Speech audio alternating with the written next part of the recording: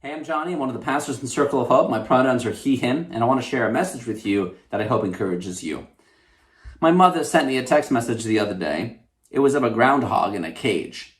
She asked me, "What can I do with this groundhog?" And I was wondering, are you asking me a culinary question? Are you wondering how you might make this groundhog for dinner? Because even though I cook, I don't know if I know how to cook groundhog. So I had to call her. Like, what are you talking about? And she said she trapped it because it kept eating the leaves in her garden, which she describes as some sort of farm. She's in like a rural place in central PA, and she has a big backyard, and it's a farm. It kept eating all the leaves in her garden, and she had no idea what to do with it, right? I don't know what to do. And I said, well, definitely call a professional. Definitely don't kill it. She said, I can't kill it. I'm afraid of it. And that reminded me of today's message. The question that we agree with today is, should the church be a safe place for everyone? I was thinking about safe places for everyone when I thought about the garden here, because the garden couldn't be safe for vegetation as well as the groundhog. And the groundhog's safety depends on eating the vegetation. And the vegetation's safety, I guess until humans eat it, is dependent on the groundhog not being there. And so we learned that in the immediate, the garden can't be safe for the groundhog, the vegetation, and the human. Coexistence is impossible for things whose differences threaten one another. It's like this riddle that you might know. A person has to get a fox and a chicken and a sack of corn across a river. This person has a rowboat, and it can only carry the person and one other thing. If the fox and the chicken are left together, the fox will eat the chicken. If the chicken and the corn are left together, the chicken will eat the corn. So then how do you solve the riddle? How do you get the fox, the chicken, the sack of corn, and the man to the other side of the river without leaving two of the objects, two of the things together that would devour one another, or just devour the thing? So the chicken can't be left with the corn. The fox can't be left with the chicken. Does that make sense? I want you to think about that riddle and then solve it in the afterhang. This is motivation to go to the afterhang. Think about that riddle and then answer it in the afterhang. I'm not going to give you the answer now, but I'll have it later. I'll be at the afterhang on Zoom. They'll give you the Zoom link. Meet me there. We'll discuss it. Safe place.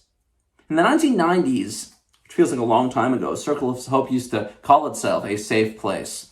And I think we do in some places still. It was important for us to be safe from people from all walks of life before they got categorized into a label or judged as a sinner. We were really pushing back against the judgmental kind of Christian culture in the 1990s. And I remember I first attended in the 2000s.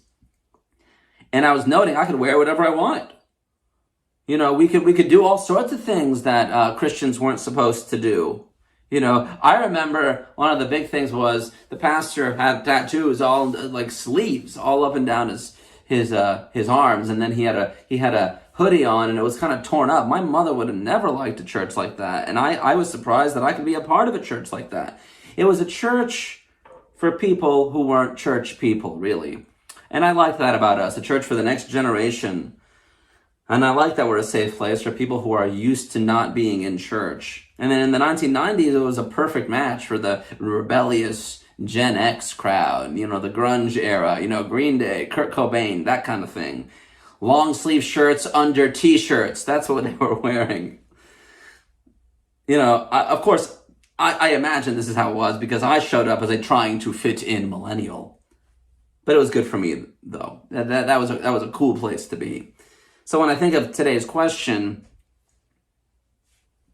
which is one that we agree with, the culture that comes to mind is that, right? Should the church be a safe place for everyone? Quite frankly, Circle of Hope of old, and we're doing a new thing right now. This at-home Sunday meeting is a new thing, so we're always going to what's next. That's good. We're moving with the Spirit. But this Circle of Hope of old, despite calling itself a safe place, was not necessarily a safe place for everyone. Honestly, churches can't be safe places for everyone. In fact, when we try to be safe for everyone, we necessarily are not safe for someone or maybe even anybody.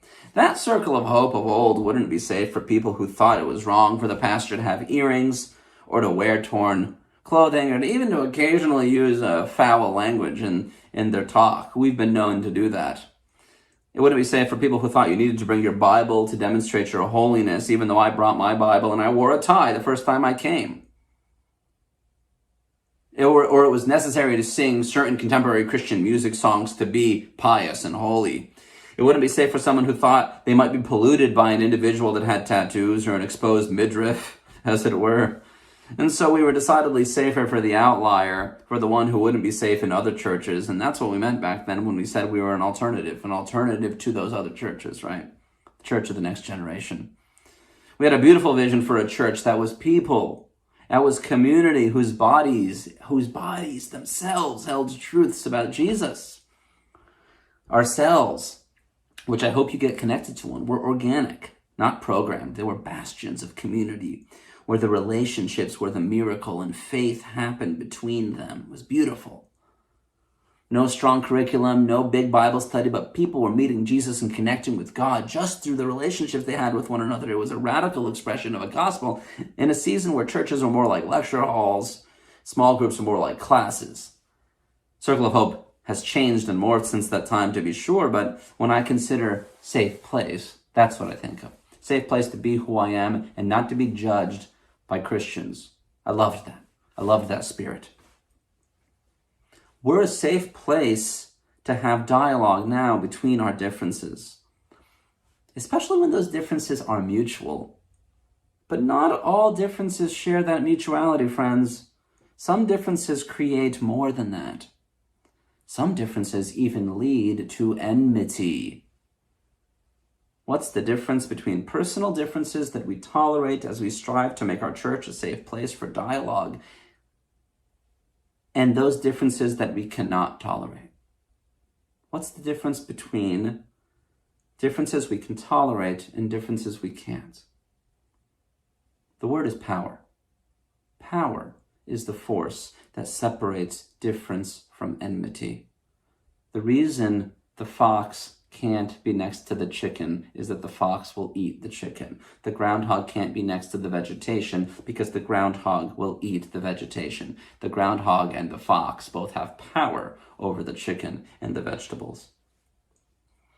When I think about whether our church is a safe place for everyone, what comes to mind is that in many cases it's impossible for a church to be a safe place for everyone without, as Robert was saying earlier, transformation occurring.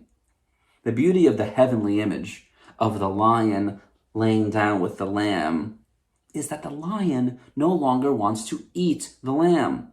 That's where the transformation happens.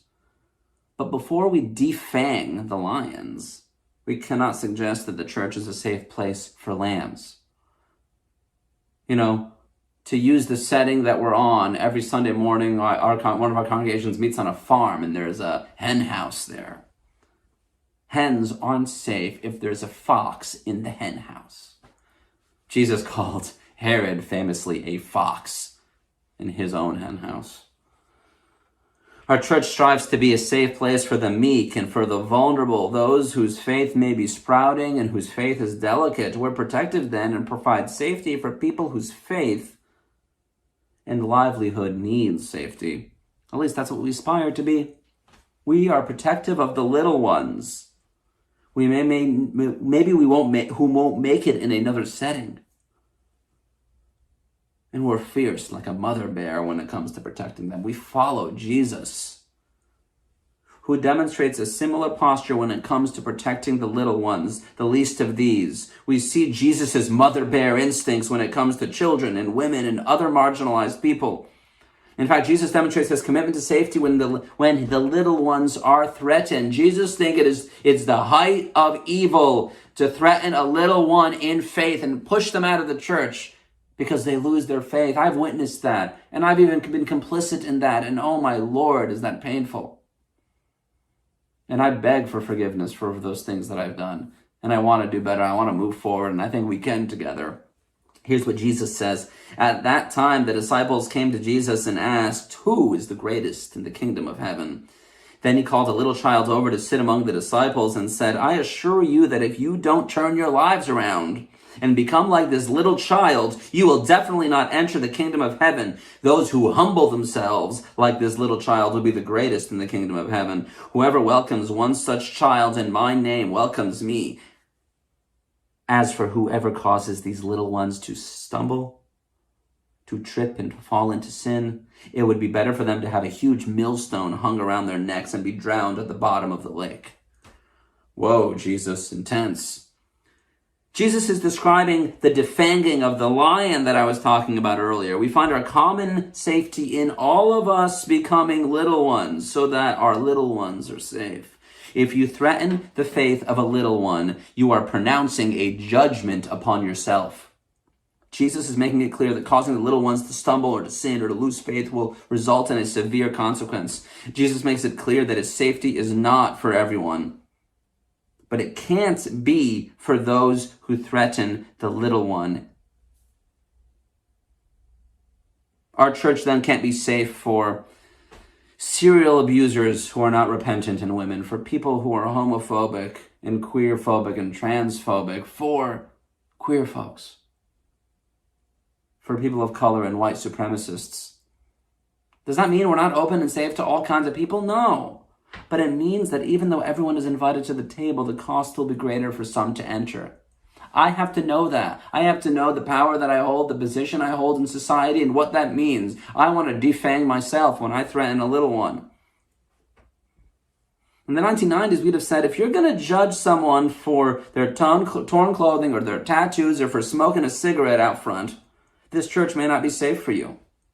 You can come in your Sunday best if you want, but don't judge someone who dresses and looks differently than you. But to ask the individual who is being judged to tolerate the person that's condemning them does not make the church safe.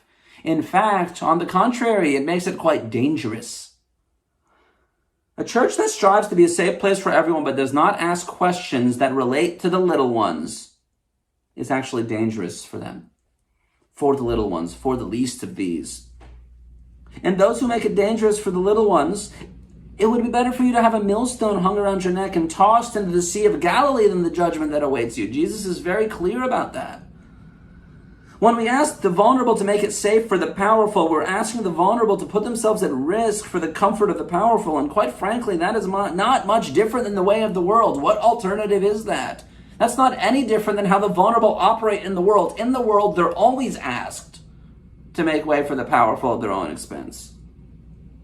That's not different. That's not an alternative. We have made a commitment to be inclusive of marginalized people, and so we are shifting the burden to those who are not marginalized, to set themselves aside as they enter in, right? To humble themselves, to become like little children. Unless you become like a little child, Jesus says. And this is going to be a high cost for some people.